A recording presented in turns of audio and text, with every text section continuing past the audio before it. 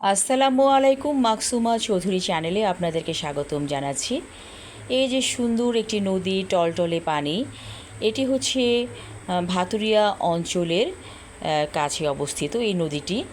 এটি বালু নদী ছিল এবং বালু নদী ভরাট হয়ে গেছে বর্ষার পানিতে, এবং পানিতে থই থই করছে চারপাশ। তো বিকেলের প্রকৃতি অনেক সুন্দর। এখানে আমি বেড়াতে এসেছি এবং দেখছি আশেপাশের চিত্র, বেশ ভালো লাগছে। কিন্তু মন কিছুটা খারাপ হয়ে আছে, কারণ আমাদের দেশের পরিস্থিতি এখন ভালো না। অনেকগুলো মানুষের প্রাণ চলে গেল, সেটা ভেবে কষ্ট পাচ্ছি। এই যে মানুষ পৃথিবীতে আসে এবং পৃথিবী ছেড়ে চলে যাবে, তাকে কেন মেরে ফেলা হবে? এর চেয়ে কষ্টদায়ক আর কি হতে পারে? এই যে এখানে একটা সুন্দর ঘাসের কার্পেট যেন বিছিয়ে আছে, আর এখানে একটি কালো ছাগল আপন মনে ঘাসের মতো দেখতে গাছগুলো খাচ্ছিল, আমরা দেখতে পেয়েছিলাম কিছুক্ষণ আগে। আর দূরে একটি বিল্ডিংয়ের কাঠামো, যা এখনও তৈরি হয়নি, সেটা আমরা দেখছি। মানুষ ওখানে থাকে। এই যে আমরা দেখতে পাচ্ছি চাদর রোদ্রে দিয়েছে। আর এই যে কুচকুচে কালো ছাগলটা, তার অপরূপ সৌন্দর্য দেখে আমি মুগ্ধ হয়েছি। সে আপন মনে ঘাস খাচ্ছিল। এই রাস্তাটা নতুন করা হয়েছে, আগে এটা এরকম ছিল না, এখন পরিবর্তিত হয়ে গেছে। আর এখানে একটা রেস্টুরেন্ট ছিল, সেটা ঝড়ের কবলে পড়ে রেস্টুরেন্টটি ভেঙে গেছে। সেটা দেখেও মন খারাপ হয়েছে, তবে কেউ সেরকম আহত হয়নি। তবে একজন আহত হয়েছে, তার হাত পা ভেঙে গেছে এবং সে হাসপাতালে ছিল কিছুদিন। তারপর তাকে গ্রামের বাড়িতে পাঠিয়ে দেওয়া হয়েছে। কিন্তু কেউ মারা যায়নি, সেটাই বলতে চাইছিলাম, যে কেউ মারা যায়নি, কিন্তু একজন আহত হয়েছেন। তো এই যে মানুষের জীবন নিয়ে কথা বলছি, মানুষের জীবন হচ্ছে আল্লাহর কাছ থেকে একটা গিফট। আমরা আল্লাহর কাছ থেকে গিফট পেয়েছি বলি আমাদের এই শরীর সহ জীবনটাকে পেয়েছি। আমাদের শরীরের ভেতরে থাকে আরও একজন, সে হচ্ছে আত্মা। তারও যত্ন আছে, শরীরের যেমন যত্ন আছে, আত্মারও খোরাক আছে। আত্মাকে ভালো রাখতে চাইলে সব সময় ভালো ভালো কথা চিন্তা করতে হবে, ভালো কিছু করতে হবে মানুষের জন্য, তাহলে আমাদের আত্মা শান্তি পাবে। আর এই যে বিরাট বোটটি, এটি এপার থেকে ওপারে যায়। বোটটি চলে যাবে মানে ওই পারে, সেখানে নিউ টাউন হয়ে গেছে। পূর্বাচলের সাথে ওই শহরটির লিঙ্ক আছে।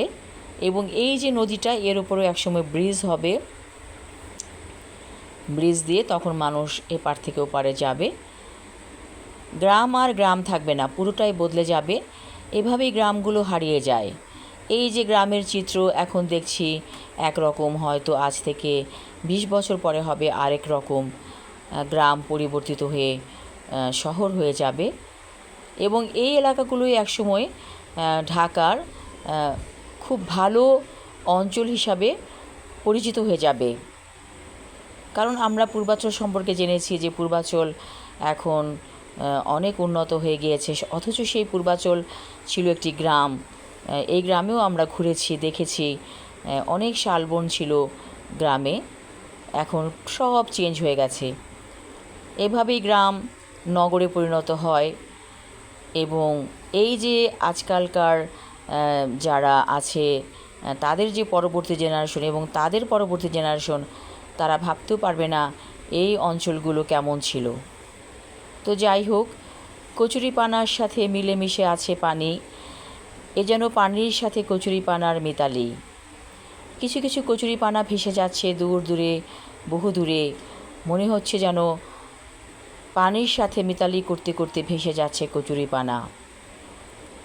কচুরিপানা আসলে একটা সুন্দর একটা দেখতে, কিন্তু এই পাতাগুলো যদি শাক হিসাবে খাওয়া যেত তাহলে কতই না ভালো হতো। এই যে পানি, টলটলে পরিষ্কার পানি, মনে হচ্ছে একটা ডুব সাঁতার দেই, কিন্তু আমি এখন বোটে আছি। ডুব সাঁতার দেওয়ার কথা কল্পনায় থাকলো, কল্পলোকে চলে গেলাম, পানির নিচে অনেক অনেক গভীরে চলে গিয়েছিলাম কল্পনার চোখে, ভালো লেগেছিল। মাঝে মাঝে এরকম কল্পলোকে হারিয়ে যেতে ভালো লাগে এবং আপনিও হারিয়ে যান। এই যে কোলাহল, শহরের ব্যস্ততা, সব কিছু ছেড়ে ছুড়ে একদিন চলে আসুন এই গ্রামে, এবং যে কোনো গ্রামে আপনি চলে আসুন, আপনার ভালো লাগবে। গ্রাম বাংলার মতো সুন্দর প্রকৃতি আর কোনো কিছু হতে পারে না। এই যে সুন্দর যে গাছপালার স্পর্শে মিশে আছে পানি, কী অপরূপ দৃশ্যপট। সূর্যের আলো পানির উপর পড়েছে, চিকচিক করছে।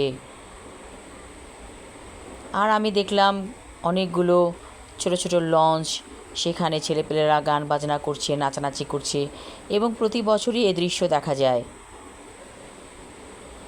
খাবার টাবার রান্না করে ওরা এরকম ছোট ছোট লঞ্চে উঠে যায়। সারাদিন লঞ্চ এই নদীর মধ্যে চলাচল করে, অনেক দূর দূরান্তে চলে যায়, আবার ফিরে আসে। সারাদিন এই কর্মকাণ্ড চলে। তারপর তারা নাচানাচি করে, গান বাজনার সাথে সাথে তাল মিলিয়ে নাচে, তারপর খাবার নিয়ে যায়, সেই খাবারগুলো তারা খায়। এ এক অন্যরকম অনুভূতি।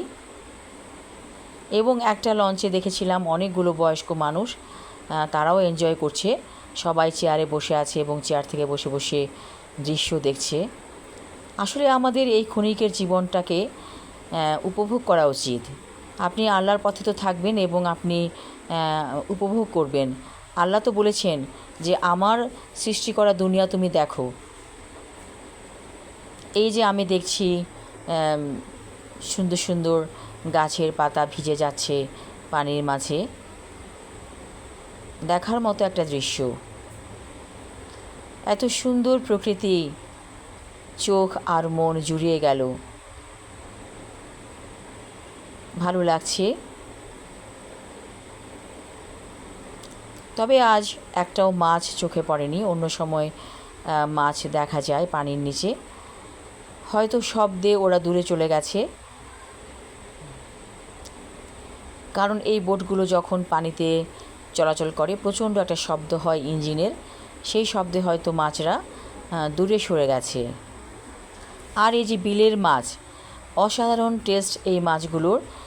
বিল থেকে মাছ ধরার পরে যখন মাছ যারা বিক্রি করে তারা যখন নদীর ঘাটে বসে থাকে, অনেকেই পাইকারি দরে মাছ কিনে নিয়ে যায়, এবং পাইকারি দরে না কিনলেও অনেকে কেজি হিসাবেও কিনে থাকে। এই মাছগুলো অনেক টেস্টি। এত সুন্দর পানির মধ্যে যে মাছ বাস করে, সেই মাছগুলো কিন্তু আসলেই খেতে খুবই মজার। আমার ইচ্ছে করেছিল পূর্ণিমার রাতে এরকম লঞ্চে ভাসতে। হয়তো এই সুযোগ একদিন আসবে পূর্ণিমার রাতে লঞ্চে ভাসার। একটি রাত আমি দেখতে চাই, চাঁদের আলোয় যখন চিকচিক করবে পানি, সেই আলোতে লঞ্চে ভাসার অনুভূতি কেমন হবে। এটা ভাবতে ভাবতেই একটা স্মৃতি মনে পড়ে গেল। অনেক বছর আগে আমি আর আমার হাজবেন্ড সুন্দরবন গিয়েছিলাম এরকম শিপে করে একটা গ্রুপের সাথে। তো সেখানে বসে বসে পূর্ণিমার রাত দেখেছি। সাগরের মাঝে এই যে পূর্ণিমার চাঁদের আলো পড়েছিল, সেটা ছিল দেখার মতো দৃশ্য। আমরা সব সময় কর্মব্যস্ততার মধ্যে দিন কাটিয়ে থাকি, কিন্তু কর্মব্যস্ত আমরা থাকবো, কিন্তু দিনটাকেও মাঝে মাঝে উপভোগ করতে হবে। এই যে লঞ্চে করে বেরিয়ে পড়তে হবে, তাহলে ভালো লাগবে। কারণ এই ভালো লাগাটা আপনাকে সারা বছর চাঙ্গা রাখবে। সবাই ভালো থাকুন, সুস্থ থাকুন, এই শুভকামনা করছি। ধন্যবাদ।